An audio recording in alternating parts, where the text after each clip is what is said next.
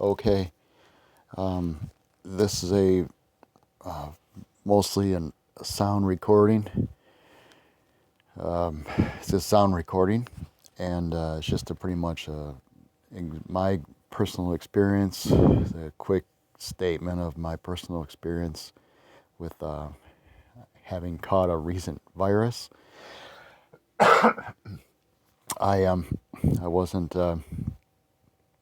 I didn't bother to go to get the test for see if it was COVID because, well, it's a virus, you know. They can't really do anything for you, and I didn't want to go through the trouble because honestly, I I didn't want to deal with their BS. I just wanted, I know how to take care of it, how they handle viruses, a respiratory virus, whatever.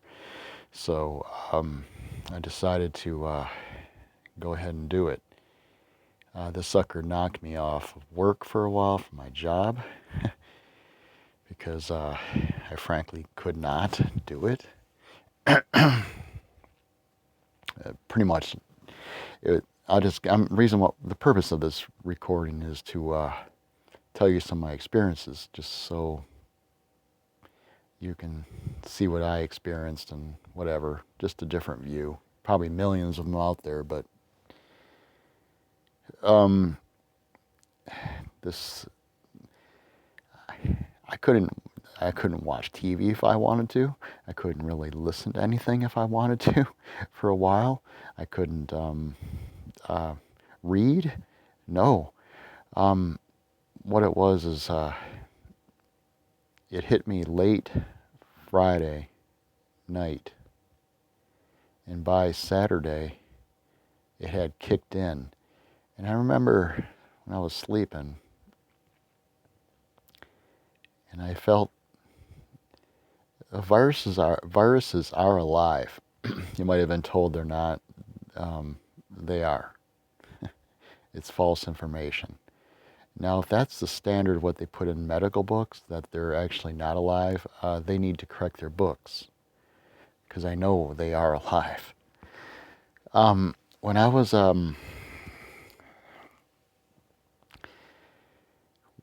it's you ever start a washing machine and it has a preset plan of sequence?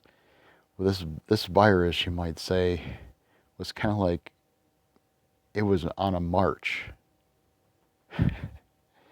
It was doing its thing, and it was so precise within how well it did things that I swear there's absolutely no way that this thing could not have been designed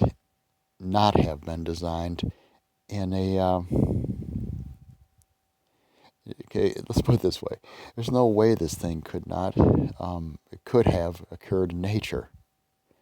It's a bioweapon. It's probably COVID. It's probably one of the new variations which I snagged onto. I've had this before. I've had COVID at least a couple times, I believe, for real. And this time, boy, this sucker. You heard about the Germans, I think, in World. I think it was maybe how they stormed across Western Europe and took it over. Because the virus was like on a rampage, man. It was like it went from my head. People say it goes for your lungs. I'll just make this kind of a quick video if I can. It went for my. It's. I think it went for my nervous system. The nerves. It went for the brain, at least part of the brain. The strange thing of it, it went for the front part of the brain. It was very. At least that was the effect that it went for. The rest of the brain was fine. It attacked the front and a little bit on each side. There was not enough room inside underneath the skull, so it swelled that particular area up. And boy, did I have fun experiencing that. And and I don't know if you know there are subbrains in the body. I believe there's at least one in each, like elbow and in each knee. And the purpose of a subbrain is to be able to, say something happens in your foot, it takes less time for the life form to pick up the sensation.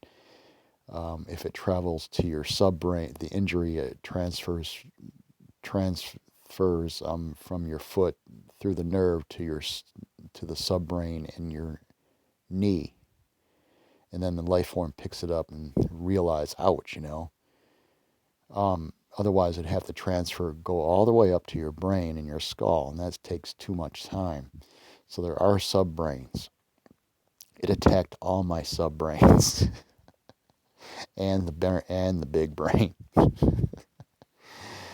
and and it went for all the. It caused such amazing muscle aches. My my my back, especially my lower back, there was nothing I could do to take away the discomfort. That I did, at least, that would take away this discomfort. Someone taking a cannonball and blowing through my skull might have felt better than what was going on with my brain. So, and one thing so I'm not saying COVID caused all these, whatever it was, the virus caused all these sensations, these muscle aches. Uh, didn't eat for at least 48 hours. Did make sure I forced myself to drink water, and didn't really have much to throw up because I hadn't eaten dinner that night because I was so tired. So I just Saturday or middle of the night or throughout the day, I threw up whatever bile I had. Got rid of the bile, that yellow stuff in your stomach, and just threw it up. It felt better to throw up. It wasn't that I felt I had to throw up. At that time, I don't know if I had anything in my lungs or not. I didn't have anyway. What else can I say? I slept probably at least 22 or 23 hours out of 24 hours. I'd get up, go use the bathroom, I don't know, get some water, and I'd be tired, and I'm going back to bed, and fall right back to sleep, maybe up for 2 or 3 minutes. And it happened very often, like maybe every hour or two, 3 hours, 4 hours. I was worried about muscle cramps in my legs, but glad they didn't really have anything major because but after a while, though, I don't think that would even have bothered me because it would have been easy, maybe, compared to what I was experiencing. It would have been easier. It would have been one of the easier things to have severe muscle cramps in my legs.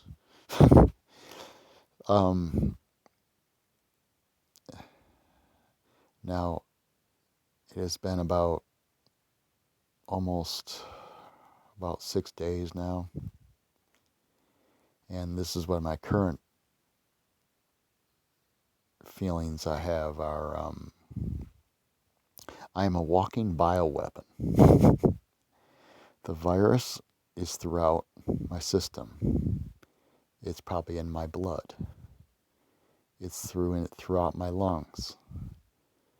It's throughout everything. It's probably in my eyes. I can taste it in my mouth. I believe it's that taste, or it's the fact that I acquired a sore throat about 2 or 3 days ago, and I couldn't swallow, and I gargled salt, and that sore throat didn't last long. But after it kicked in was when the respiratory slime in my lung started to really kick in, and I took a container. I got tired of getting up and spitting in the sink, so I just got myself a container with a top and filled it up and spit in the container so I didn't have to get up all the time. All the time. That's material I spit. It, it doesn't smell bad. It's either lung smell or it's virus smell, but I tell you, I'm like, this stuff doesn't even, it smells weird.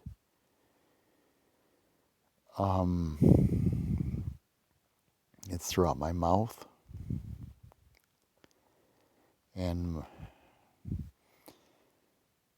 it was mostly affecting my right lung. My left lung is ha, is pretty fine. So is my left nostril. My right nostril occasionally gets clogged, but I can clear it out. I think it's probably because of the mucus or the liquid in the lung that comes up and blocks it or something. It blocks it or something like that. And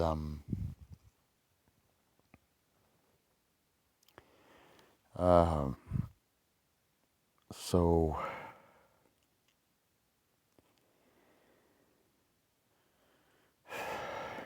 I thought my knees, they were so sore. My muscles were so sore. They were so bad. But now I mean, my strength has gotten a lot better. I mean, it was very, I'd like to point something out is that all the stuff that I was experiencing, and who knows what the body was creating in the form of chemicals in the body to attack the virus or whatever, brought me I think, a possible inaccurate understanding of what severity I actually had.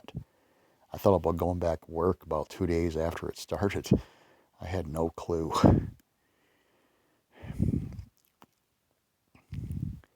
An unhealthy person, this if they had the severe level that I had, would probably have killed them.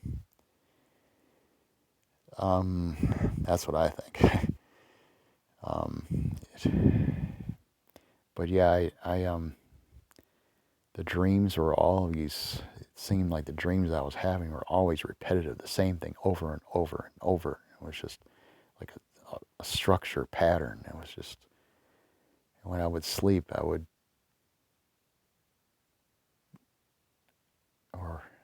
let's put it this way, I was able to get in communication with the virus,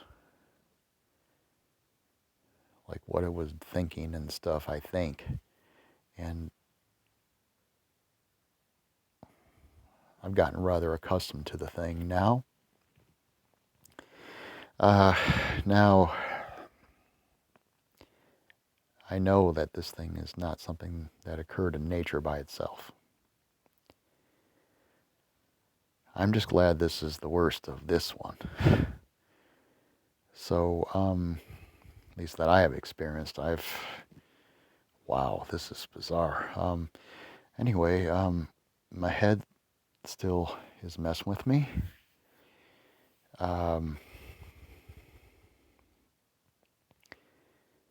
Occasionally, I think I see things that aren't there, like black things. Either something is following me, there's a ghost or something, or things are. I have some things going on with my vision a little bit. Nothing really big, but I'm not too shocked by anything right now. I haven't driven at all since Friday, and eaten a lot less food, and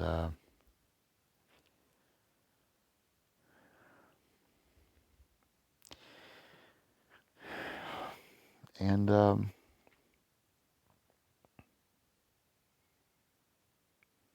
as much entertainment. I mean, I went for a walk today, and I was okay. So my boss wants me to come back, actually today, which is Thursday. I told them that if I come back, I'm probably just going to be taking people out. I said, it's up to you if you want me to. Come back, it's up to you. It's on you. I'd recommend Monday. So it looks like it's going to be Monday. About four people out of 7 people that I usually work with or something. 4 of them were out Wednesday. And there are other people in the place, but I didn't know about them. I just know that it's just not funny. If I went there, man. So anyway, I predict that Monday comes. I mean, they're approving it. I didn't test positive for anything because I didn't have a test. So, but they'll let a person go back. There's no time limit as far as I know when you can't come back. Just like any other virus, when you're ready, you come back. I guess if no one else protests too much, I personally don't mind if anybody comes back. I highly will have a lot of virus in me Monday, but I should be fairly immune to it. May still have reactions here and there, and probably have my little spit cup with lid present. People ask what that is. I say, don't open it. Don't open it, and don't stick your mouth in there and breathe it. It's up to you. But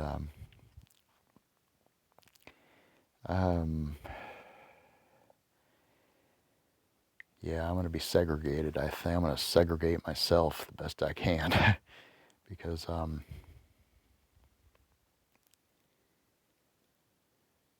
see, every type of life form wants to survive. It including this virus. So even if it was designed, the original form was designed in a laboratory.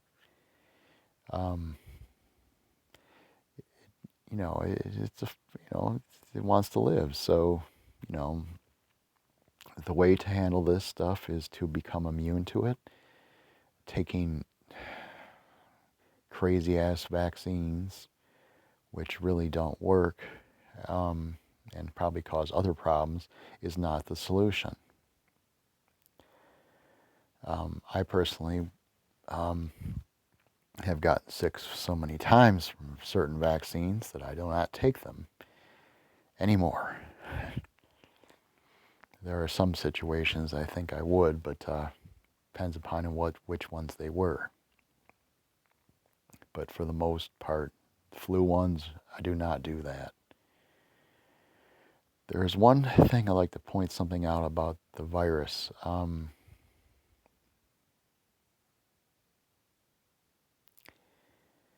Well, there's a number of things I could point out, but I choose not to. But there is one thing that I can point out about the virus is that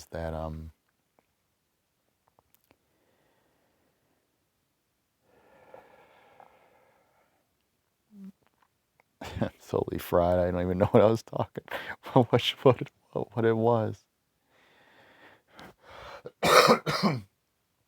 But that cough was me coughing up some of the stuff from my lungs. I'm gonna have to clear my lung so I can breathe better here after this recording.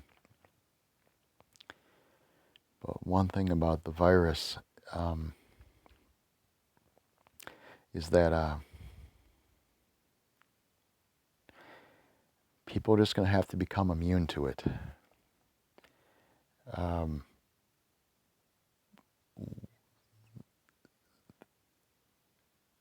I'm glad I had time to become immune to an extent, at least to where I'm at right now with the virus. Because if it was came on very hard and very quickly, it could kill, possibly. I don't know let's say a virus came out or whatever, and got loose or whatever, whatever people want to, however it got loose out of a mummy's casket or who knows what, and it went to town on millions of people, and it was, spreading like mad and leaving corpses everywhere. Um, and it, takes a person out within 5 minutes. One is going to have to increase their ability to become immune quicker. You have to be quicker than the time it takes to kill a person. So, and I'd like to point out the virus is alive, so if you can, just like you can have a connection with, let's say, a pet, you can kind of figure out you can kind of feel what it's thinking, or let's say you felt this with a relationship partner, you can kind of be in communication with that person without using words. Well, the virus is a life form, and if you can do that with the virus, you might be able to work out some type of thing where you can come up with something that will provide the immunity that you need promptly. So you can actually survive such a 5 minute, 5 minute max life left type thing and actually survive the virus. It's about speed. In part, it's about speed.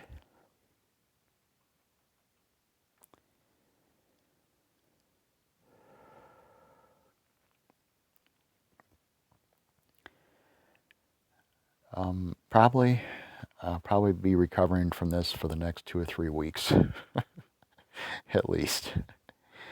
I don't think I might have actually been infected numbers of times over the last month, and this last time, due to stress or whatever, it got me. And just went to town. So I don't think people are necessarily even ever without the virus now. It's just whether or not they are showing any signs of it, or showing a positive test of it. I think they could still have it in their body, even though there's no positive test of it being there. Because there's many viruses that exist.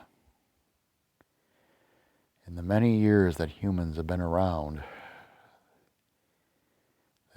many have died from viruses in the past. And most humans are immune to a lot of these things now. So just become immune to the current one and you'll be all right. Don't worry about the stupid ass warp speed, blank, or you gotta get this jab in order to get this, or wear a freaking stupid mask which doesn't work. If you can breathe, you can smell perfume and cologne through the mask. That means the particles of the cologne and perfume are smaller than the mask holes, fabric, whatever. And the masks are not going to stop the virus because it is smaller than the mask. It goes right through. So, but if it helps you to believe that it does stop it, go ahead and believe it. It's up to you.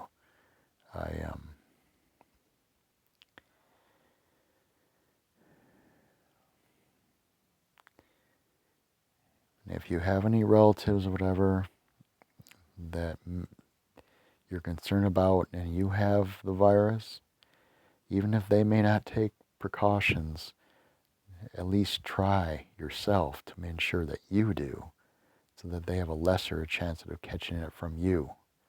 because there's a time period that it could be even 2 weeks until they might even be infected by it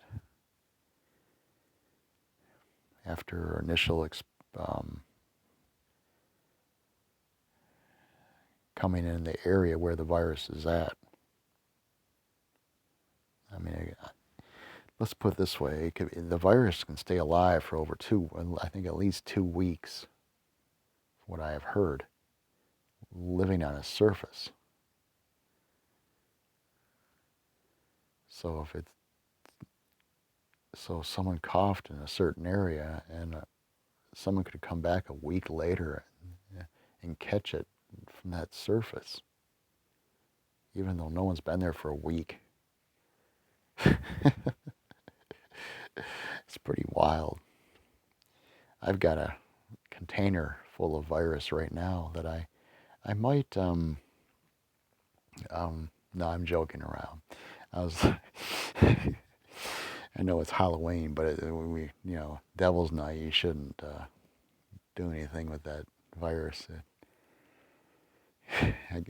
This stuff can hurt people. So no.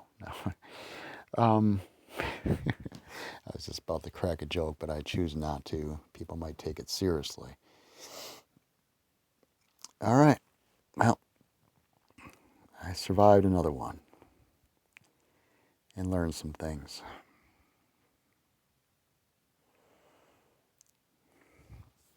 Have a good one.